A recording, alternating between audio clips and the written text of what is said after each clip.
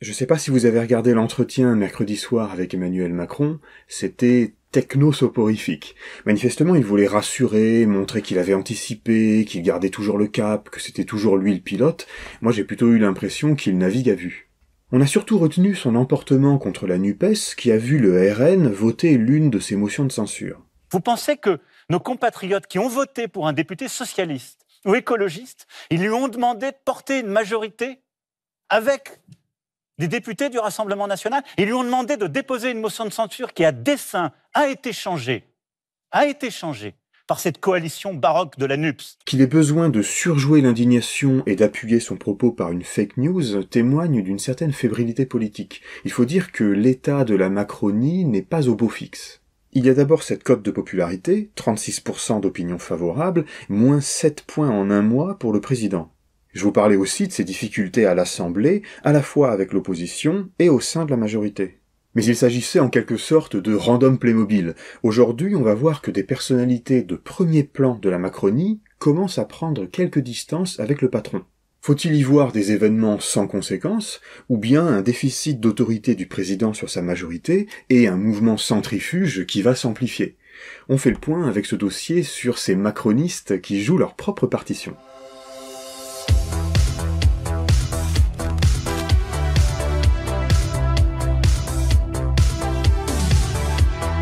Au fil des jours, depuis cet été, s'allonge une liste de micro-dissidences qui tranchent avec la verticalité verrouillée du premier mandat. Débutons avec les petites incartades de Yaël Braun-Pivet, la présidente de l'Assemblée nationale et députée Renaissance. Pourtant macroniste type qui doit presque tout à Macron. Par exemple, début septembre, elle a fait part de ses réserves à l'égard du Conseil national de la refondation. Diriez-vous, comme votre homologue du Sénat, Gérard Larcher, que ce CNR présente un risque de contournement du Parlement, c'est-à-dire de la représentation nationale ? Il faut être très vigilant. Il y a un certain nombre de domaines qui sont l'exclusive du domaine de la loi et donc du Parlement.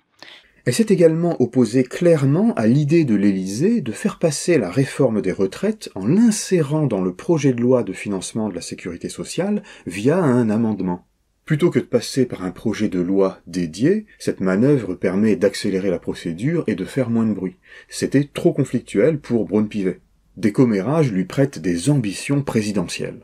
De son côté, François Bayrou, haut commissaire au plan qui a pris la tête du Conseil national de la refondation, décide de sortir de son rôle de bibelot politique et donne de la voix. En septembre, il exprimait ses divergences de méthode avec l'exécutif, notamment sur le recours à la voie de l'amendement pour la réforme des retraites. Pas opposé sur le fond, mais pour éviter, dit-il, de coaliser les oppositions et de diviser les Français. Il a laissé entendre qu'il pourrait se présenter en 2027. Je voudrais qu'on prenne un moment pour digérer cette nouvelle, ce séisme politique. Son poids politique n'est cependant pas négligeable, du moins chez les centristes. Mais il y a des plus gros poissons. En juillet, un article du Parisien expliquait comment les ministres Darmanin et Le Maire tâtaient le terrain, cherchaient des appuis, séduisaient des élus et s'investissaient dans le parti Renaissance. On ne peut pas dire à ce stade qu'ils mettent des bâtons dans les roues du président, mais leur attitude transpire tellement l'ambition personnelle que ça commence à agacer dans la majorité. Bruno Le Maire se distingue par son hyperactivité au micro de l'Assemblée et à ceux des plateaux des matinales. Un article du Monde faisait fuiter comment, en coulisses, il nous a fait un caca nerveux à propos de l'amendement MoDem sur la taxation des superdividendes, allant jusqu'à mettre sa démission en jeu. En pleine crise des carburants, il a tenu à faire preuve d'une posture plus ferme que celle jugée trop conciliante des deux têtes de l'exécutif. Notre pays a besoin de fermeté et a besoin d'autorité. C'est comme cela que nous rétablirons l'ordre, qu'il y aura un retour à la normale. Gérald Darmanin s'est distingué par une omniprésence médiatique durant tout l'été, incendies, canicules et aussi rodéos urbains, agressions de policiers. Des cadres de la majorité l'imaginent vouloir profiter de son ministère comme d'un tremplin pour la présidentielle, comme Sarkozy en son temps. Il cherche en tout cas à pousser ses thèmes droitiers au sein de la Macronie. Enfin, la personnalité peut-être la plus dangereuse pour la quiétude du quinquennat, c'est l'ancien Premier ministre Édouard Philippe. On se souvient qu'il fut déjà à l'origine de l'une des plus grosses tensions internes au gouvernement en 2019, en forçant pour que la réforme des retraites systémique voulue par Macron comporta aussi un volet paramétrique pour faire des économies sur l'âge de départ. On le retrouve aujourd'hui à plaider pour un âge légal de départ qui pourrait aller jusqu'à 67 ans. On peut aussi souligner que s'il n'est pas lui-même à l'Assemblée, son groupe Horizon et Apparentés, qui fait pourtant partie de la majorité, se permet de ne pas suivre l'avis de l'exécutif sur certains amendements. On aurait pu aussi évoquer dans cette liste de mauvaises nouvelles pour le président les confidences récentes de l'ancienne ministre de la Santé Agnès Buzyn. Elle est déterminée à ne pas jouer un rôle de bouc émissaire et relate comment, au début 2020, l'exécutif a minoré ses alertes sur la pandémie. Et on pourra sans doute continuer la liste au fil du temps. En somme, difficultés avec les oppositions parlementaires, difficultés internes à Ensemble, et enfin, difficultés avec des macronistes de premier plan. Pour Jérôme Fourquet, on peut expliquer ces comportements centrifuges par au moins 3 facteurs. Le premier, absence de majorité absolue à l'Assemblée nationale. Le deuxième, la Constitution interdit à Emmanuel Macron de faire un 3e mandat, donc de facto, on pense à la suite. Et le troisième élément, c'est le fait que cette majorité présidentielle, elle est plus hétéroclite idéologiquement que les précédentes. Donc tous ces ingrédients-là poussent à la zizanie, à la fragmentation.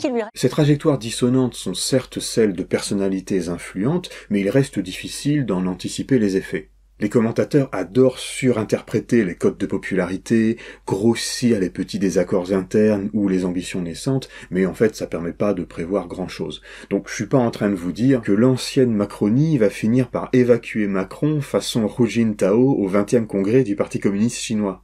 Même si on peut s'amuser à remarquer, comme Thomas... Emmanuel Macron, en ce moment, il se prend plus pour Jupiter, mais il se prend beaucoup pour Vulcain, le dieu de la forge dans l'Antiquité romaine. Alors, s'il connaissait vraiment, il avait un peu de culture, la mythologie romaine, il saurait que Vulcain a fini jeté du haut de l'Olympe et peut-être devrait-il s'en souvenir.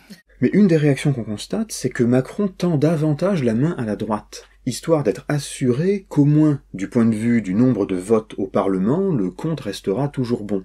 Lors de l'émission L'événement, il a clairement donné des gages à sa droite sur le fond, la délinquance, l'immigration, mais en allant jusqu'à se mettre en position de demandeur d'une alliance avec leur groupe parlementaire. Moi, je pense qu'avec ces parlementaires-là, qui aujourd'hui ne sont pas dans la majorité, le gouvernement et la majorité à l'Assemblée a intérêt à travailler, à engager pour passer la réforme sur le travail, la réforme sur les retraites, la réforme sur l'immigration que nous allons faire, la réforme sur les énergies renouvelables et le nucléaire. Et oui, je souhaite qu'il y ait une alliance. Et ouais, comparez cet extrait-là, où le président semble un chien, avec celui du début, là, où il faisait le bonhomme, gna gna gna, l'alliance des populismes. Mais ils ont surtout prouvé quoi ? Qu'ils étaient prêts, socialistes, écologistes, communistes et LFI, à se mettre main dans la main avec le Rassemblement national. Alors qu'il y a la guerre en Europe, qu'il y a la crise, qu'il y a le désarroi de tant de familles. Désaccord superficiel ou profond dissensus sur le cap à suivre, en tout cas, Macron apparaît hésitant et désorienté. Indéniablement, il n'est plus le maître des horloges. À la semaine prochaine.